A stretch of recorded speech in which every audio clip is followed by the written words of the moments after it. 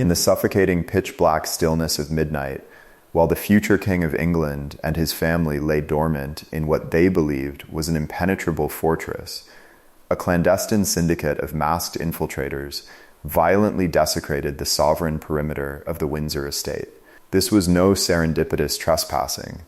It was a meticulously orchestrated, cataclysmic breach of one of the planet's most formidably fortified sanctuaries, unequivocally proving that not even the crown can insulate its bloodline from the predatory shadows lurking just beyond the threshold. Before we dissect the harrowing anatomy of this catastrophic security failure and the chilling realities enveloping the royal family, we respectfully invite you to subscribe to our channel. We are resolutely committed to dispensing verifiable, unvarnished truths behind royal crises, devoid of sensationalized fabrications, and your patronage emboldens this mission.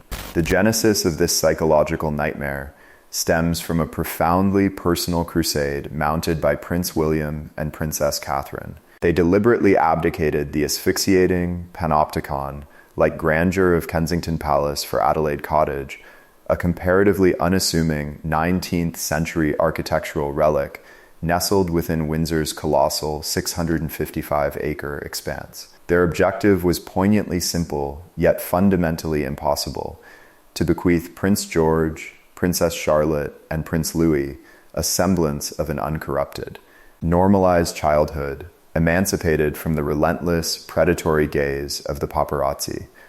For a fleeting epoch, this bucolic illusion endured, manifesting as a paradigm of tranquil domesticity. Yet the excruciating reality of their sovereign lineage dictates that absolute sanctuary is an illusion the monarchy can never genuinely afford. The tranquility was violently annihilated when perpetrators audaciously scaled imposing security barricades, circumventing a multi-million-pound perimeter defense infrastructure with terrifying proficiency.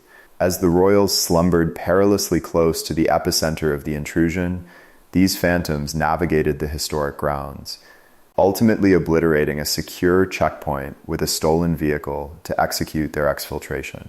For a patriarch boasting William's rigorous military pedigree, a man neurologically calibrated to detect the most imperceptible environmental anomalies, the knowledge that hostile operatives had breached his familial sanctum constitutes a psychological laceration of unfathomable magnitude.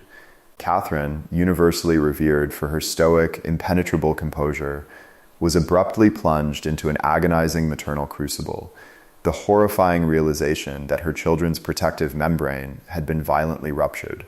The perilous proximity of this infiltration did not merely desecrate a physical boundary, it completely dismantled their painstakingly cultivated facade of serenity. It demonstrated that no matter how desperately they attempt to outrun the crushing inevitability of their royal destiny, the omnipresent specter of vulnerability will relentlessly pursue them, transmuting their beloved refuge into a theater of perpetual paranoia. The monarchy's illusion of invincibility was shattered that night, replaced by the grim acknowledgement that true safety is a mirage. To live beneath the crown is to accept that you are perpetually hunted, forced to exist in a state of unrelenting hypervigilance, where the sanctity of a peaceful night's sleep is forever compromised by the terrifying unknown of the dark.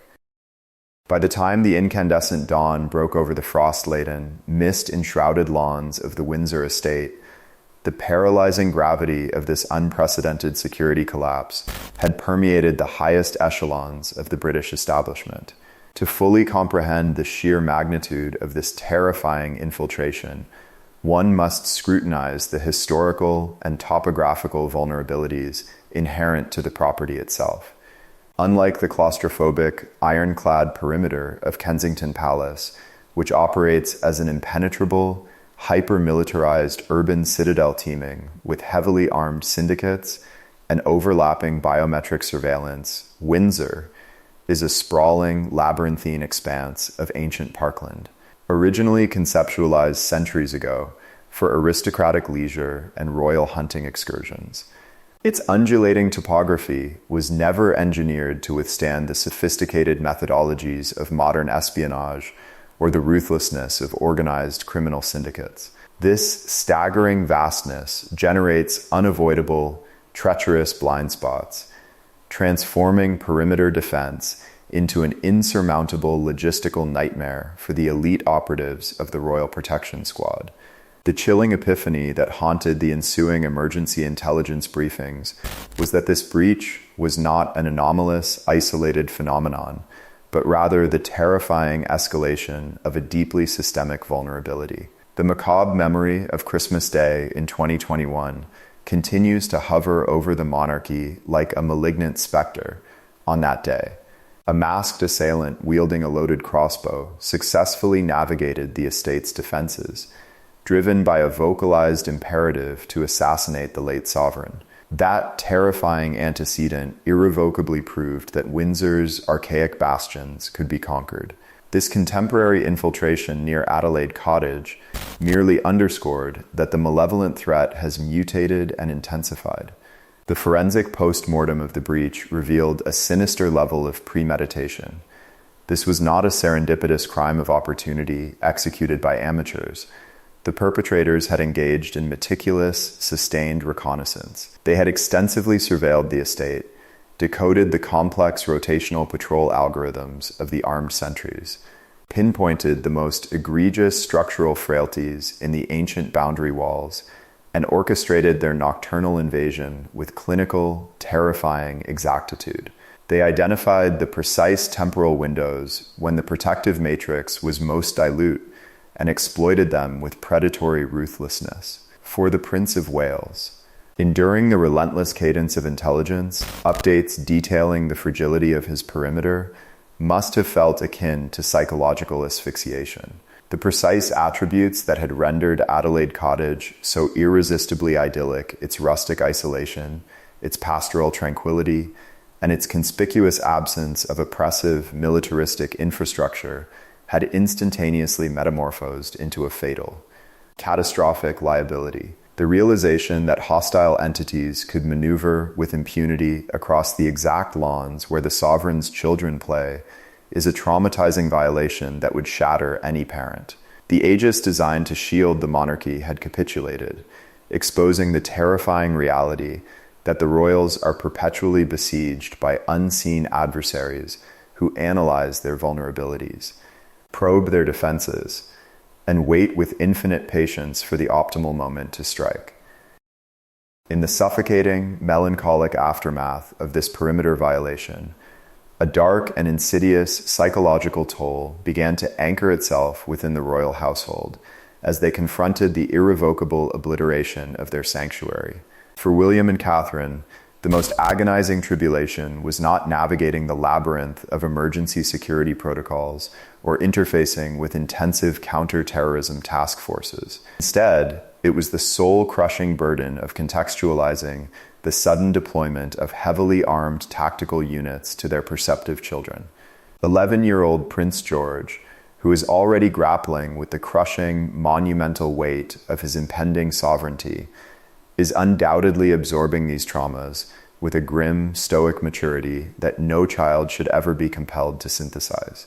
He is being indoctrinated into the terrifying reality that his birthright equates to navigating life with an indelible target upon his back. Existing among existential threats ordinary citizens can scarcely comprehend. Similarly, 9-year-old Princess Charlotte, renowned for her piercing intellect and hyper-observant nature, and 6-year-old Prince Louis are now being inadvertently conditioned in an environment where the subliminal undercurrent of mortal peril is an inescapable, albeit unspoken, facet of their existence. Catherine's reaction to this egregious desecration is characterized by the quiet, incandescent fury of a matriarch whose primal imperative to safeguard her progeny has been violated in the most grotesque manner conceivable.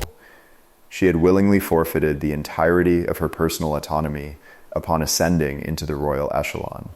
Stoically enduring the relentless flashbulbs and draconian public dissection, but the imperilment of her children's physical haven is an egregious transgression she cannot countenance. The institutional retaliation from the Crown necessitated a draconian overhaul of Adelaide Cottage's defences, transmuting their pastoral retreat into a hyper-militarized fortress. The subterranean integration of highly sensitive seismic detectors, the pervasive deployment of algorithmic facial recognition surveillance, and the suffocating proximity of elite firearms officers dictate that the utopian vision of a liberated, normalized upbringing has been summarily eradicated. Henceforth, every foray into the estate's gardens will be conducted beneath the unblinking. Algorithmic scrutiny of a colossal security apparatus, perpetually reminding the children of the harrowing night the external world violently ruptured their cocoon. The most profound tragedy encapsulated within this deeply unsettling saga is the heartbreaking realization that the physical cottage remains intrinsically unchanged. Its historic masonry and comforting hearths are exactly as they were prior to the midnight alarm. Yet the emotional sanctity of the environment has been irrevocably toxified by the paralyzing awareness of their own vulnerability. William and Catherine are now marooned in an agonizing purgatory, forced to navigate the impossible dichotomy of ensuring their children's absolute physical survival while desperately attempting to salvage the remnants of their emotional innocence. As they gaze out into the Stygian, mist-shrouded expanses of Windsor at night, those shadows no longer symbolize the tranquil repose of the English countryside. They serve as a chilling, omnipresent testament that the ultimate tax of the Crown is a lifetime spent barricaded against the invisible monsters lurking just beyond the gates.